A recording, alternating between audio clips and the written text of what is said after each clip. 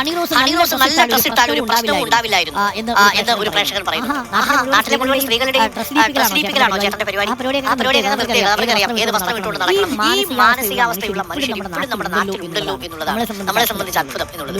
ലോകമൊക്കെ മാറി ചേട്ടാ, കാലമൊക്കെ മാറി, കാഴ്ചപ്പാടുകളിലുള്ള മാറ്റം. സ്ത്രീകൾക്ക് അവരുടെ ശരീരം എങ്ങനെ സംരക്ഷിക്കണമെന്ന് നന്നായിട്ട് അറിയാം. നമ്മൾ അവരെ പഠിപ്പിക്കുന്നു വേണം.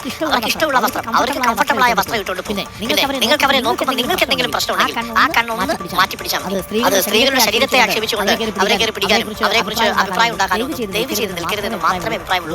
ഓരോരുത്തരുടെയും അവകാശങ്ങളെ അംഗീകരിക്കാൻ നമ്മൾ പഠിക്കും. ബുദ്ധിമുട്ടാണ്. നമ്മൾ വളർന്നു വന്ന സാഹചര്യം അങ്ങനെ ആയിരിക്കും, പഠിപ്പിച്ചതൊക്കെ എങ്ങനെയായിരിക്കും. പക്ഷെ മാറിയേ പറ്റും. മാറാത്തൊരു വഴിയില്ല. ഇല്ലെങ്കിൽ ജയിലിൽ ഇങ്ങനെ ഇരുന്ന് ഇദ്ദേഹത്തെ നിങ്ങൾക്ക് എല്ലാവർക്കും അറിയാമല്ലോ. വളരെ പ്രശസ്തമായ ഒരു ചാനലിലെ ന്യൂസ് റിപ്പോർട്ടറാണ് ഇദ്ദേഹം. ഇദ്ദേഹത്തിൻ്റെ ന്യൂസുകളൊക്കെ കേൾക്കുമ്പോൾ പലപ്പോഴും ചിരിച്ച് പോയിട്ടുള്ള വ്യക്തിയാണ് ഞാൻ. പേഴ്സണലി പറയുവാണെങ്കിൽ ഇദ്ദേഹത്തിന് വാർത്ത വായനയോട് ഒട്ടും താല്പര്യമില്ലാത്ത ഒരു പ്രേക്ഷക. എന്നിരുന്നാലും ഈ പറഞ്ഞ ഒരു കാര്യത്തോട് വളരെയധികം യോജിക്കുകയാണ്. ഒരു കാര്യമെങ്കിലും കൃത്യമായിട്ട് താങ്കൾ പറഞ്ഞതോർത്ത് സന്തോഷിക്കുന്നു. ലോകം ഒരുപാട് മാറിപ്പോയിരിക്കുന്നു. സ്പേസിലേക്ക് ആളുകളെ അയക്കുന്ന സമയമാണിത്.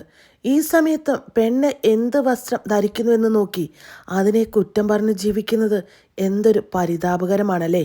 മാത്രമല്ല നമ്മൾ സംസ്കാരവും അതുപോലെ കേരളത്തിൻ്റെ പാരമ്പര്യത്തെക്കുറിച്ചുമൊക്കെയാണ് പലപ്പോഴും വസ്ത്രത്തിൻ്റെ കാര്യം വരുമ്പോൾ സംസാരിക്കാറുള്ളത്.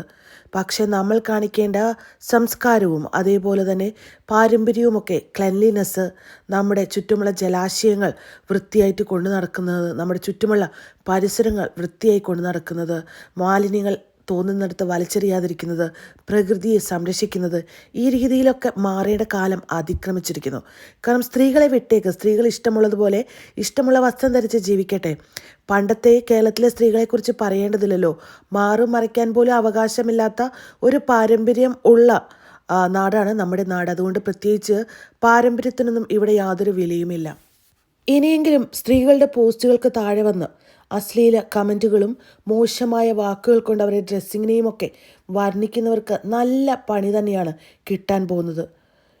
അത്രയ്ക്ക് പണക്കാരനായ ബോച്ചയ്ക്ക് വരെ ഈ ഒരു അവസ്ഥ നേരിടേണ്ടി വന്നുവെങ്കിൽ തീർച്ചയായിട്ടും സാധാരണക്കാർക്ക് ഇതിലും സ്ട്രോങ് ആയിട്ട് തന്നെ ഇക്കാര്യങ്ങളൊക്കെ നേരിടേണ്ടി വരും. അതുകൊണ്ട് വളരെ ശ്രദ്ധിച്ച് ഫേസ്ബുക്കിലെയും ഇൻസ്റ്റാഗ്രാമിലെയും യൂട്യൂബിലെയും ഒക്കെ സ്ത്രീകളുടെ ഫോട്ടോയ്ക്കും വീഡിയോസിനുമൊക്കെ മാന്യമായ രീതിയിൽ കമൻ്റ് ഇടാൻ എല്ലാ സ്ത്രീകളും പുരുഷന്മാരും പഠിക്കേണ്ടിയിരിക്കുന്നു. സ്ത്രീയായാലും പുരുഷനായാലും നല്ല പണി തന്നെ കിട്ടും. അതുകൊണ്ട് ഇത്തരത്തിലുള്ള പ്രവൃത്തികൾ നിങ്ങൾ ചെയ്യാതിരിക്കുക എന്നതാണ് നിങ്ങളുടെ സമാധാനത്തിന് നല്ലത്. നിങ്ങൾ ഒരുപക്ഷെ വിചാരിക്കുന്നുണ്ടാവും വ്യത്യസ്ത രാജ്യങ്ങളിൽ പുരുഷന്മാരും സ്ത്രീകളുമൊക്കെ വ്യത്യസ്തരാണോ എന്ന്. ബേസിക്കലി